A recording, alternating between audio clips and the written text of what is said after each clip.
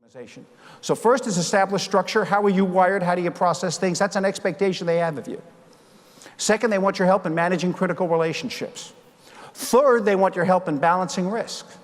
And that's identifying, balancing, and mitigating risk. Because we are not in a risk avoidance business. If you want to be in a risk avoidance business, do not be in America in the 21st century. Risk is all around us. So it's not avoidance of risk. It's identifying, balancing, and mitigating that risk. And that's what that's all about. And that's the key critical facet. Now, it's interesting, in the technology age that we're in now, and this gas about millennials and not getting along with them, you better watch it. Let me tell you what I've noticed in the speaking business.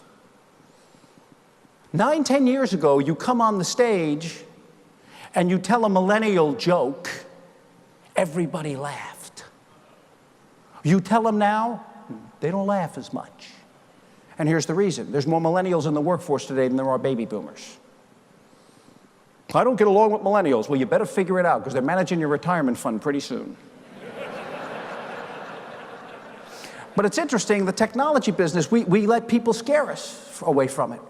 And I had my own personal experience. My wife, Cheryl, God love her, we've been together 40 years. She is almost in the 21st century digitally. We've almost got her there.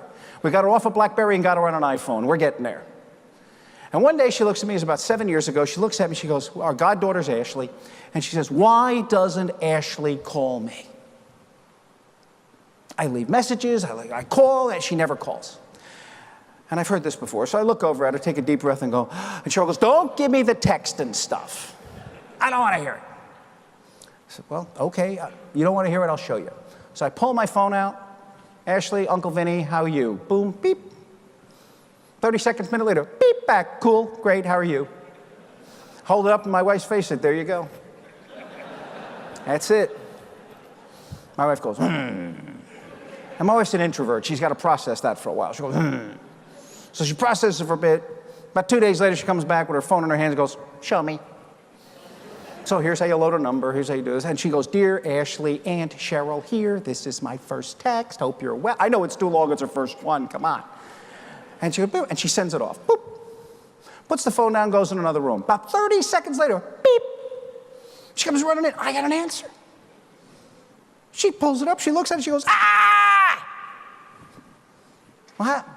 She holds the phone up. So here's my answer. Ashley's answer. Okay.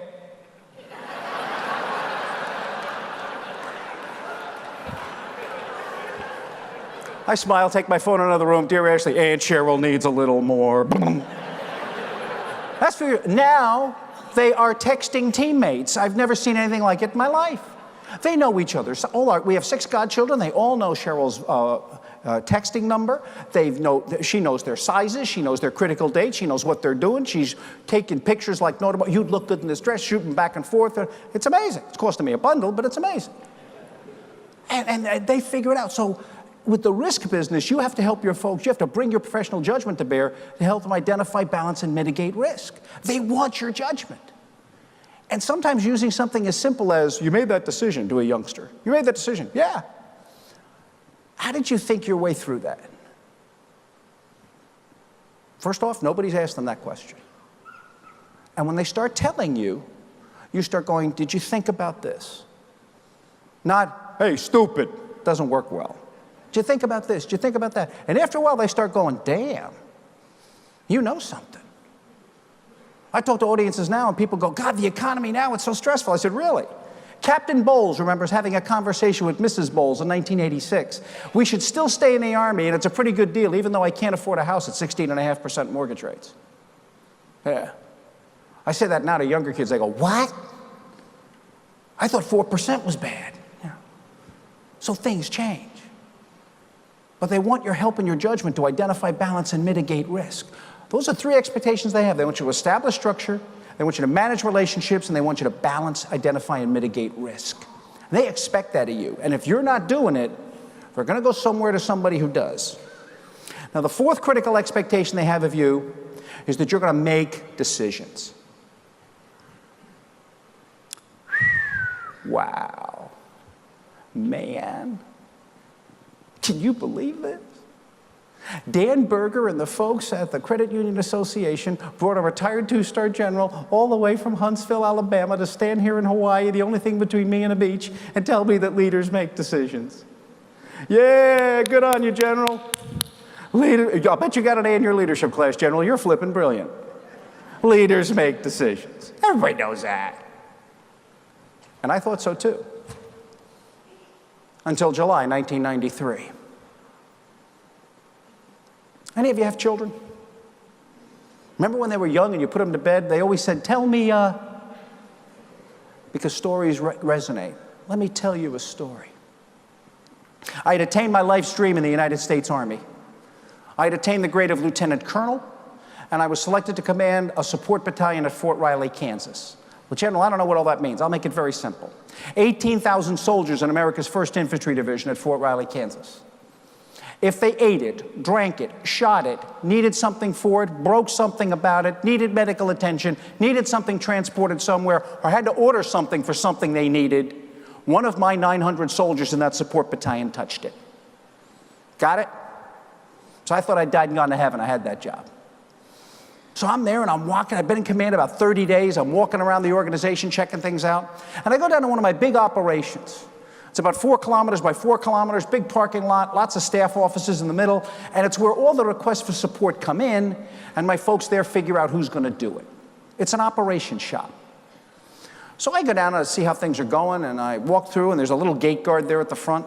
And a little private first class, you know, normally he's a generator mechanic, but that day the duty roster said, you're the gate guard.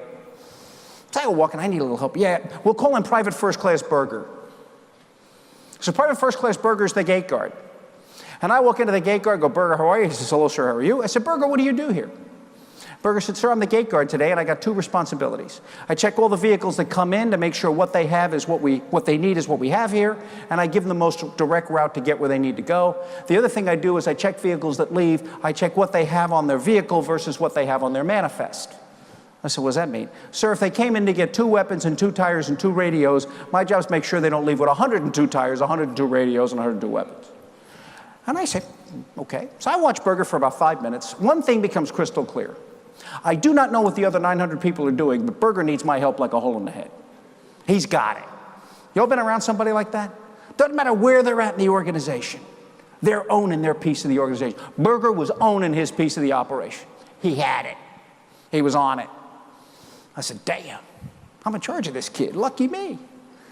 So I go walking away, and I walk the operation shop. It's about 100 yards. Now, what's it like? You may have seen this. What's it like when a new boss walks in the front door? Get off your Facebook page. Quit Twittering. Quit looking at Hawaii pictures. You know, whatever. You know, it's just like that. I knew that. I knew brand new battalion commander. I walk in the front door. Hey, battalion, everybody's going to explode. Work's not going to get done for the next 10, 15 minutes. I didn't want that. So I knew where the back door was of the operation shop. So I came in the back door. It's an operation about the size of this stage. Everybody working, about 10, 12 folks working. And I'm standing at the back of the operation shop. And nobody's noticed me, and I'm just watching. Yeah.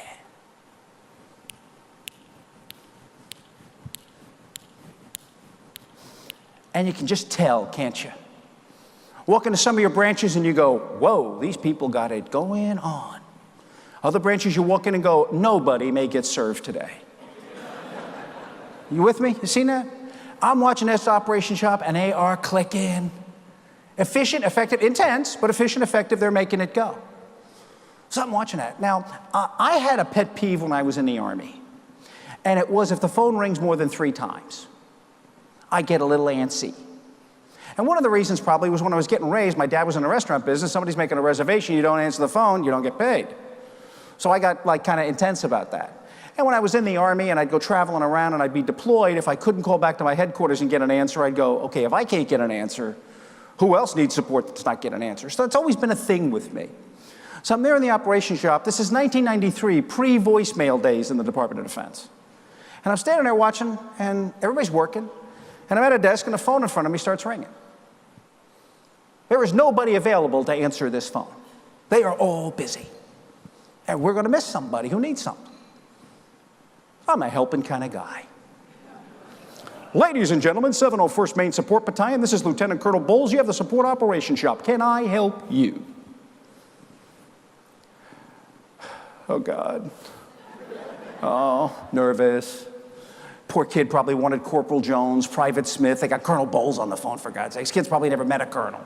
It's happened before. I say, hey, man, I was just going by helping out. I was picking up the phone, it rang. Just tell me what you need and I'll get you to the right place. Nervous. Hey, I've done this before. Look, man, buddy, I want to talk to you about as bad as you want to talk to me, okay? Because I'm new here, too. You just tell me what you need, and I'm going to get you one of the people here who can handle it. I heard him screw up his courage over the phone. He finally says, sir, this is Private First Class Berger. I'm supposed to call the operations shop whenever Colonel Boles shows up.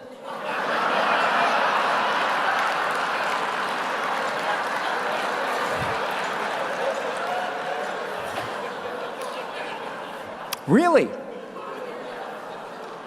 Stand by. Our sergeants have this spidey sense. They start going, and Master Sergeant Cheney finally turns around and goes, sir! I say, hey, Cheney. Yeah. Berger wants you to know Boles is here. Now, that's pretty funny. Yeah. And you're getting a good laugh out of it. Yeah. And now we're going to talk about how come it's not funny. And now we're going to leave the lesson with you. How dare they? My government had determined I was fully qualified to command and train and lead those soldiers and take them to combat if I needed to. I'd bring them home safe and take care of their families. And somebody in the organization that I've been in charge of for about 30 days determined that the organization needed to be warned about and protected from me whenever I went around. Now, some of you are very nicely, naively rolling your eyes inward and going, oh, Boles, come on, get real.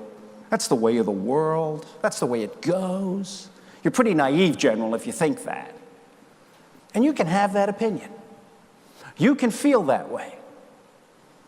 If you can answer one question that nobody, not even Berger, nobody since 1993 has been able to answer. And here's the question. In the 2 minutes that phone call took, how many trucks did Berger miss? How many trucks did Berger miss? He doesn't know. He said, sir, they were going back and forth. I don't know. I was busy on the phone doing, you know, what. Can you imagine when he came on duty that day? Okay, got to check trucks in, got to check trucks going out. By God, if the battalion commander shows up, that phone better be ringing. I asked Berger later. I said, Berger, you know, it took you about like 7-10 minutes to make that phone call. I mean, what happened? He said, well, sir, they told me to make the call. They didn't give me the number. He said, I was running all over the place trying to find the number. I finally got the number and back the phone. I went, and you answered the damn phone. I didn't know what to do. So how many trucks did he miss? How many times did we stop him from doing his real job that he knew was important, that he was good at doing, for some sub-optimized decision the organization had made? Leaders expect you to, the folks expect you as a leader to make decisions. They also expect you to be responsible for the decisions that get made. Next time you have a staff meeting, try this. Try this. Go around the table and ask, tell me about the decisions you made this week. You're going to learn something. You're going to learn something. The other thing you shouldn't do is don't ever ask people how you're doing. What do you think about that decision I made? Don't ask. Because they're not going to tell you for 2 reasons. One, it's a bit nerve-wracking. My boss is asking me how he or she is doing.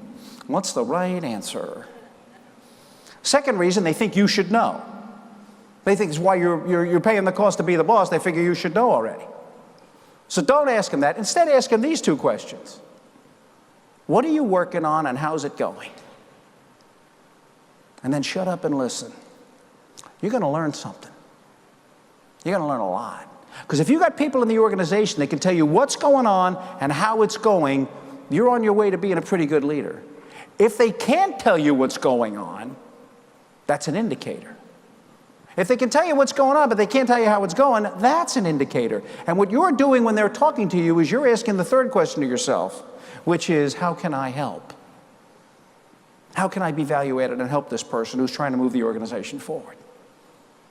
So establish structure, manage critical relationships, balance risk, and understand in making decisions, you're responsible for all the decisions that get made. Now, when you take over an organization, always ask folks that work for you, what decisions are you waiting on from me? I was in Iraq. I commanded an organization there, had 16,000 soldiers, had 27 lieutenant colonels reporting to me, subordinate commanders. I'd get out and see them. One question I always asked was, what are you waiting on from me? What decision are you waiting on? And the first couple of times I asked, they're all type A, aggressive kids. Oh, sir, we got it. We're all over it. Don't worry about it. Oh, we got it, sir. You got to be ready for that. First time you ask, they're not going to tell you. A third or fourth time, I said, what are you waiting on from me? Sir, since you asked. And I'd start finding something out that I needed to fix. So don't think just because you asked them once, how's it going? Or what are you waiting on from me? And they say nothing. Don't think you're off the hook. That hook never ends. Establish structure, manage relationships, balance risk, and make decisions. And make sure your folks know how you decide to decide. What I want to do now is got a couple of thoughts to leave you with. There we go. Now, these are not what you'd expect a retired Army general to end with. Okay, you probably expect George Patton up there or somebody else, but I'm going to talk to you about Stevie Wonder and Andy Samberg. Stevie Wonder wrote a song called Superstition. One of the great songs. There's a leadership line in there, though, that you should all understand. You should all resonate. And the line is, when you believe in things you don't understand, then you suffer. When you believe in things you don't understand, then you suffer. And as you get more senior, you know the deal. The easy ones got taken. If it was easy, somebody below you did it, took credit for it, put it on their performance appraisal, and wants a bonus for it. The ones that get to you are hard. They're supposed to be. That's why you're in the job you're in. Your job is to remember what Stevie Wonder said, when you believe in things you don't understand, then you suffer. And that's when you roll up your sleeves and say, I don't get this, go over it again. I still don't get it, go over it again. And that takes some moral courage, because when everybody else at the conference table is all nodding like this, you're going, geez, I must be the only one not getting this. No, just keep pushing. When you take a break, somebody's going to come up to you afterwards and go, thank you, I didn't get it either. When you believe in things you don't understand, you suffer. Spend your energy not worrying about answers. Spend your answer worrying about are you asking the right questions. When you believe in things you don't understand, you suffer. The next one is Andy Samberg from Saturday Night Live. He's now on FX on a show called Brooklyn Nine-Nine, but I'm going to talk about his Saturday Night Live experience. Whether you like it or not, Saturday Night Live has passed the test of time. 42 years, 18 live shows a year, same routine. They come on, who's the musical talent, who's the guest host, throw a show together, executed rehearsals during the week, boom, Saturday the show goes on. A writer from New York Magazine was watching this for a week and was writing an article about how Saturday Night Live comes together. Looked at Andy Samberg, he said, how do you get ready to go on Saturday Night Live? I mean, how do you do this? And Andy Samberg looked at the guy and said, we don't go on because we're ready. We go on because it's 11:35. Now here's the leadership lesson for you. While you're here at this conference, you're taking notes. While you're flying back on the plane, you're taking notes and doing things, saying, I got to do this, I got to fix this, I got a relationship I got to manage better, I got a decision I got to make sure my folks know how I'm structured and how I operate. I got to watch that risk we're doing. Are we really identifying all the risk there and work that? And you're going to do all that. You're going to think about things you do, and you're going to fill up your notebook, and you're going to be so happy, and you're not going to do a damn one of them. Not one of them. And I'm going to tell you why. You're not going to do it because you're waiting for what never comes. You're waiting for the perfect time. I'll do it next quarter. I'll do it next project. I'll do it next fiscal year. I'll do it when Mary leaves and John takes over, and you put it off and you put it off and you put it off, and a year later you're sitting there looking at the same list. If you see something you've got to do, get the reputation as being a leader that moves out and starts doing it.